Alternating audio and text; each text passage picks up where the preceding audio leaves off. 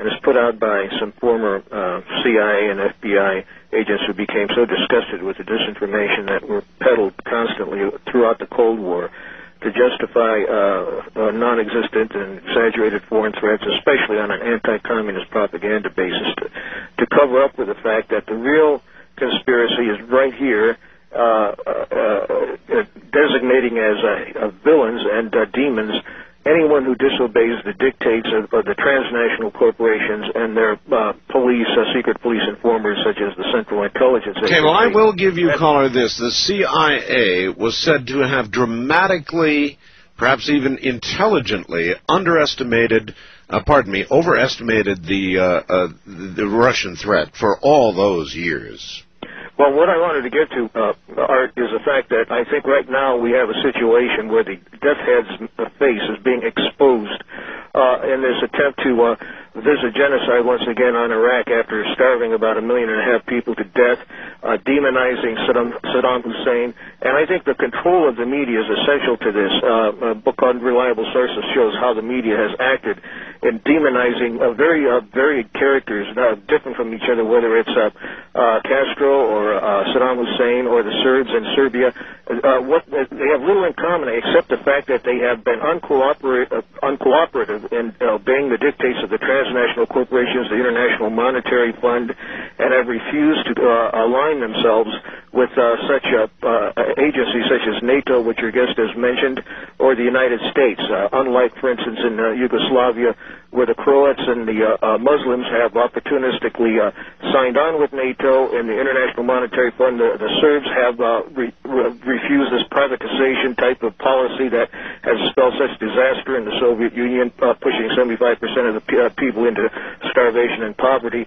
Yet this is, I think, the real motivating force behind these kinds of interventions to, in effect, tell Saddam Hussein, we will starve, bleed, and break your country and your people, not because of these weapons of mass destruction, because we've said that even if you obey all of these humiliating demands, we're still not going to stop starving and bleeding your people until you overthrow your government and put into power a submissive, subservient puppet. I don't necessarily disagree with that, David.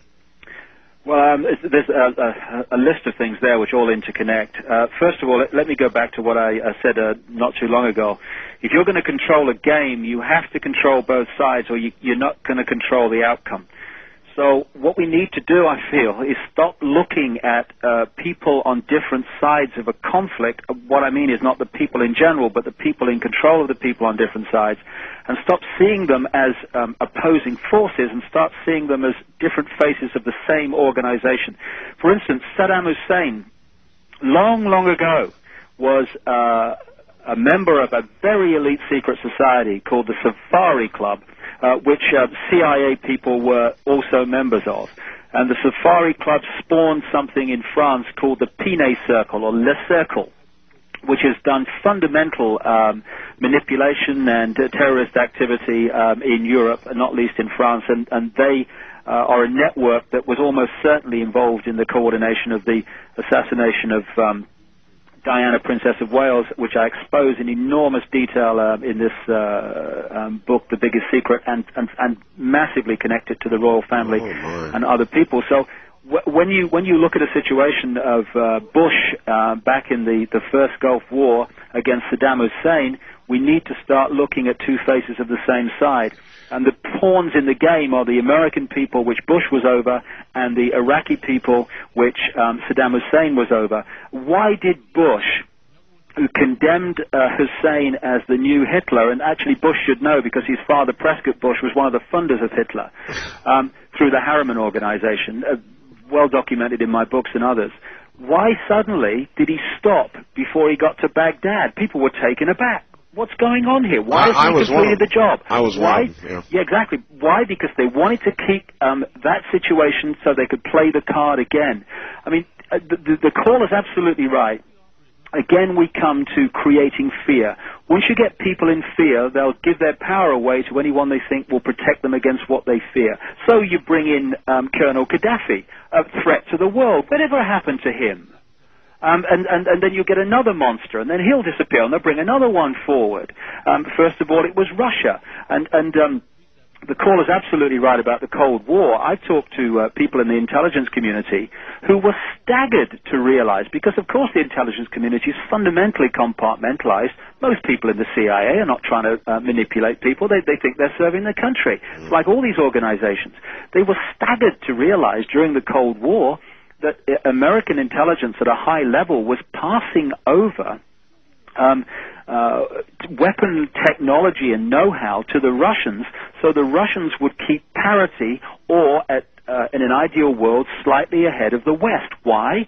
Because if you want to justify massive arms spending with your companies which you control, and you want to up the ante of fear, frightening the West against the East and the East against the West, then if Russia's miles behind you, then the fear is dissipated. What? Russians can't even hit America. We're not frightened of them.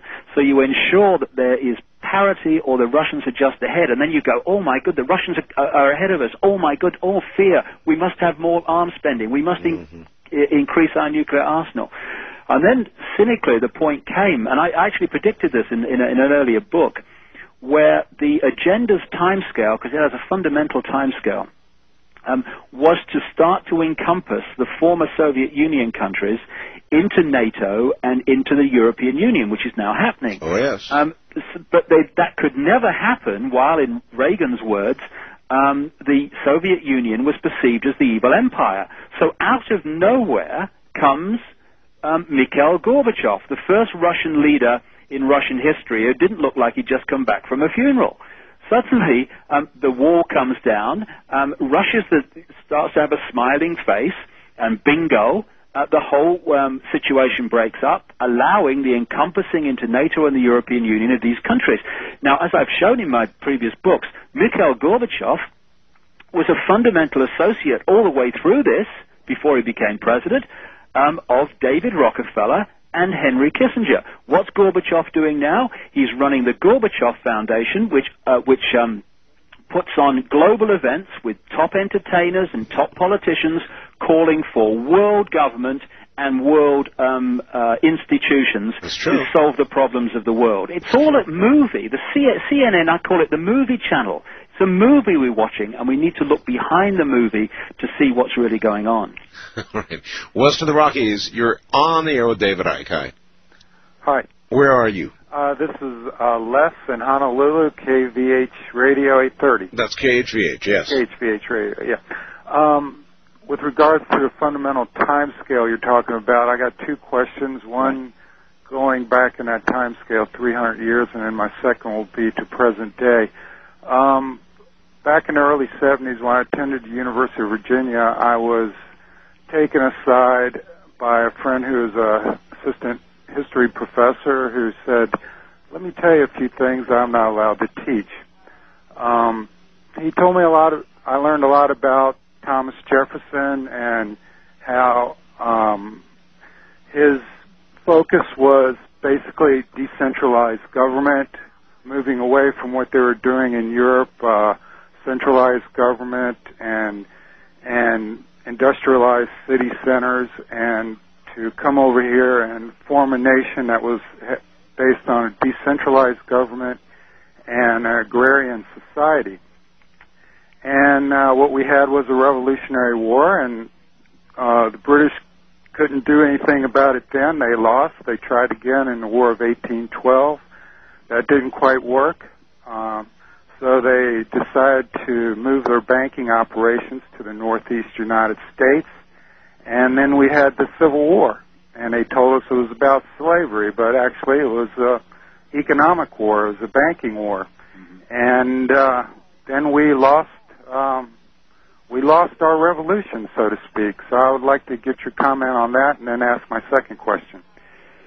Well, again, in the Biggest Secret, as well as other books, I've gone into great detail into this period of the American Revolution, 1776 and beyond. 1776 was a key year, and I've been talking over the last few days on the phone briefly, but interestingly, with Richard Hoagland, who's come to the same conclusions. We've come to the same conclusions independently of how certain things happen at certain times, because we go back to the ancient world and we go back to this fundamental knowledge that's been sucked out of the public arena but is held at the levels of the controlling elite that I'm talking about, and that is the knowledge of cycles, sun cycles, etc., etc. Cycles which affect consciousness in certain ways, and